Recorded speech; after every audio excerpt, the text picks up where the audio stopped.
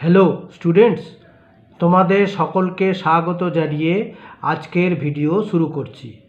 আজকের ভিডিওর বিষয় ক্লাস 8 ইংলিশ WBBSE তার রিভিশন লেসনের অন্তর্গত অ্যাক্টিভিটি 9A, অ্যাক্টিভিটি 9B এবং অ্যাক্টিভিটি 9C আমি এখানে তোমাদেরকে করে দেখিয়ে দিয়েছি। তাহলে চলো বেশি দেরি না করে ভিডিওটি শুরু করা যাক। তাহলে অ্যাক্টিভিটি 9A-তে বলা হয়েছে match the words in column A with their synonyms in column B. Synonyms কথাটির অর্থ হচ্ছে সমার্থক শব্দ, হ্যাঁ, যে অর্থ যার সমান বা একই অর্থ বিশিষ্ট শব্দকে সিনোনিমস বলা হয়। তাহলে এ কলামে কিছু শব্দ দেওয়া আছে, এখানে দেখতেই পাচ্ছ কলাম এ কলাম বি, দুটো কলাম দেওয়া আছে। তাহলে সেখানে কতগুলো শব্দ দেওয়া আছে যাদের সাথে সমান অর্থ বিশিষ্ট শব্দগুলোকে ম্যাচ করতে হবে, ঠিক আছে, এর সাথে বি এর। এখানে আমি তোমাদেরকে কিন্তু বাংলা মানেগুলো বলে দিয়েছি, দেখো সবাদের সুবিধার জন্যে। এর 1-এ আছে ক্যাসল মানে হচ্ছে দুর্গ। নাম্বার 2-এ আছে রাস্টিক মানে গ্রাম্য। নাম্বার 3-এ আছে স্যাভেজ মানে বন্য। নাম্বার 4-এ ব্লসম মানে ফুল। নাম্বার 5-এ ওয়েরি মানে ক্লান্ত। আর এইখানে কলাম বিয়ে দেওয়া আছে ওয়াইল্ড মানে আরণ্যক বা বন্য। বিতে দেওয়া আছে ফ্লাওয়ার পুষ্প বা ফুল। সিতে দেওয়া আছে ফোর্ট কেল্লা বা দুর্গ। ডিতে দেওয়া আছে টায়ার্ড পরিশ্রান্ত বা ক্লান্ত। আর ইতে দেওয়া আছে রুরাল মানে গ্রামীণ। তাহলে দেখো এখানে উত্তরগুলো তোমরা এখানে যেহেতু এগুলো নিজেই করতে পারবে, তবু আমি তোমাদের উত্তরগুলো দিয়ে দিয়েছি। আনসার সিটে কি দেওয়া আছে 1-এর সাথে সি। এই যে 1 ক্যাসেলেতে সি মানে হচ্ছে ফোর্ট, তাহলে ক্যাসেলের সাথে ম্যাচ হলো ফোর্ট, ঠিক আছে। এরকমভাবে 2-এর সাথে 2-এ আছে রাস্টিকের সাথে ইতে আছে কি রুরাল, এটাও গ্রাম্য আর এটা হচ্ছে গ্রামীণ। আচ্ছা, এর পরেরটা আছে স্যাভেজ মানে হচ্ছে বন্য, ঠিক আছে, স্যাভেজ মানে বন্য 3-এ। তার সাথে এটা কি আছে ওয়াইল্ড মানেও বন্য, এখানে দেখো ওয়াইল্ড মানেও বন্য। তাহলে 3-এরটা হলো। এবার 4-এরটা হচ্ছে ব্লসম মানে ফুল, তাহলে ফুলের সাথে কি দেওয়া আছে 4-এরটা হচ্ছে বি মানে ফ্লাওয়ার। এ দেখো ব্লসম মানে ফ্লাওয়ার, ফুল, ব্লসম মানে ফুল, ফ্লাওয়ার মানে ফুল বা পুষ্প। তাহলে এখানে ওয়েরি মানে ক্লান্তর সাথে কি দেওয়া আছে 5-এর সাথে ডি মানে দেখো ডি মানে টায়ার্ড বা ক্লান্ত। তাহলে হয়ে গেল, এখানে আমি উত্তরগুলো তোমাদের বসিয়ে দিয়েছি, ম্যাচ করে দিয়েছি, ঠিক আছে, এটা তোমরা দেখে নেবে। আচ্ছা, এইবারে পরেরটা হলো অ্যাক্টিভিটি 9B-তে বলা আছে যে make sentences with the words given in column A of activity 9A।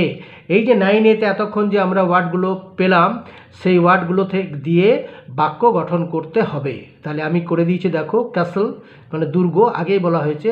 তাহলে এখানে কি করলাম, at previous time kings use to live in castles, মানে আগেকার দিনে বা আগেকার সময়ে রাজারা কোথায় বাস করতো, দুর্গে বাস করতো। কিসের জন্য, নিরাপত্তাজনিত কারণে, নিজেদেরকে শত্রুর হাত থেকে রক্ষা পাওয়ার জন্য তারা দুর্গে বাস করতো, ঠিক আছে।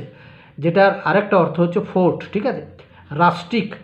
রাস্টিক মানে হচ্ছে কি গ্রাম্য।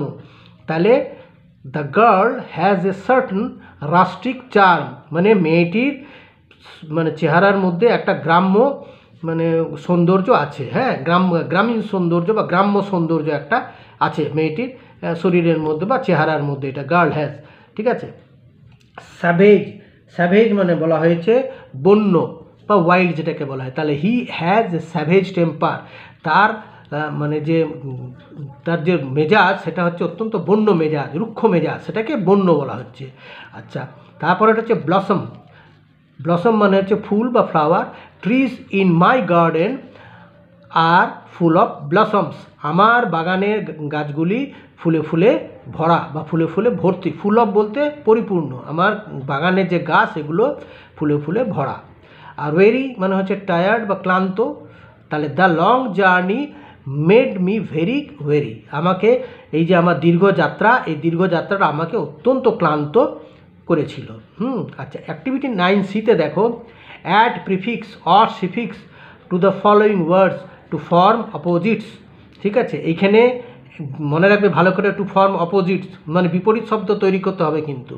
তাহলে প্রিফিক্স অথবা সাফিক্স, প্রিফিক্স মানে যেসব শব্দ মানে মেন ভার্ব মূল ভার্বের আগে বসে তাদের বলে প্রিফিক্স, আর মূল ভার্বে এই মানে মূল ওয়ার্ড ভার্ব নয়, মূল ওয়ার্ডের আগে যেটা বসে সেটা প্রিফিক্স, আর মূল ওয়ার্ডের পরে যেটা বসে সেটা হচ্ছে সাফিক্স। তাহলে এখানে ওই প্রিফিক্স আর সাফিক্স বসিয়ে এখানে বিপরীত শব্দ তৈরি করতে হবে। তাহলে এখানে দেখো সিকিওর মানে নিরাপদ, তাহলে এখানে তার বিপরীত হচ্ছে ইনসিকিওর, ঠিক আছে, সিকিওরের বিপরীত হচ্ছে ইনসিকিওর। আর দুয়েরটা হচ্ছে পেশেন্ট মানে ধৈর্যশীল, আর ইমপেশেন্ট মানে অধৈর্য। পেশেন্ট মানে এখানে রুগী নয় কিন্তু, হ্যাঁ, এখানে পেশেন্ট আর মানে পেশেন্ট মানে রুগী এটা, কিন্তু এখানে হচ্ছে ধৈর্যশীল। আর অধৈর্য মানে অধৈর্য হয়ে যাওয়া মানে ইমপেশেন্ট। আর পরেরটা হচ্ছে অ্যাপিয়ার আবির্ভূত হওয়া, ডিসঅ্যাপিয়ার মানে উবে যাওয়া বা অদৃশ্য হওয়া। অ্যাপিয়ার তার যে আমরা কী করলাম এইখানে দেখো তিনটি হলো কি ইন, ইম আর ডিস, তিনটি প্রিফিক্স, ঠিক আছে। আর পরে দেখো